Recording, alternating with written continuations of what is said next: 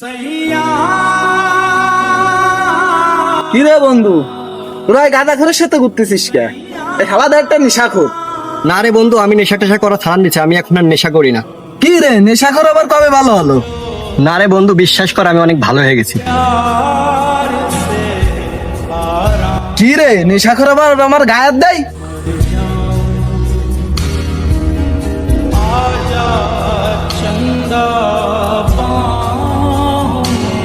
এই নেশাখোর, নেশাখোর আবার কোনোদিন ভালো হয় শুনছিস?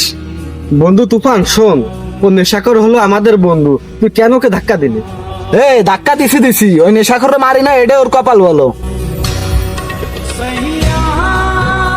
বন্ধু তুফান, এবার কিন্তু একটু বেশি বেশি হয়ে যাচ্ছে তোর। ও আমাকে বন্ধু, ও নেশা করুক আর না করুক সেটা আমাদের ব্যক্তিগত ব্যাপার থাকবে, আমাদের মধ্যে থাকবে। তুই এসে কেন ওর গায়ে হাত দিলি? তুই কিন্তু এটা ঠিক করিসনি। ও কিন্তু খুব ভালো ছেলে, ও এখন নেশা করে না। হ্যাঁ, ও খুব ভালো ছেলে, ও অতীতে নেশা করতো, এখনো ভালো হয়ে গেছে। না বন্ধু, তোরা বিশ্বাস কর আমি অনেক ভালো হয়ে গেছি, আগের মতন নেশা করি না। হয় বন্ধু, ও আগে নেশা করতো, এখন আর নেশা করে না। তবে তোকে একটা কথা বলি শোন, নেশাগ্রস্ত অবস্থায় বা নেশা নিয়ে কিন্তু আমাদের দুনিয়াতে কেউ আল্লাহ পাঠায় না।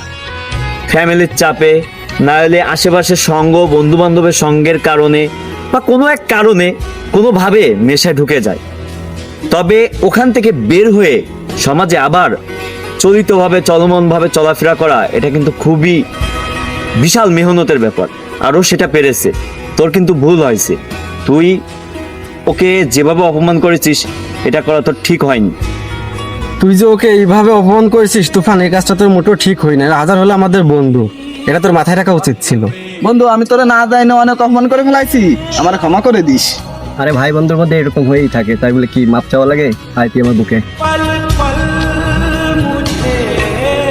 বন্ধু দেখছিস, অল্প একটুর জন্য জ্ঞান ফেসাদ হয়ে যাচ্ছিল, ভুল বোঝাবুঝি হচ্ছিল।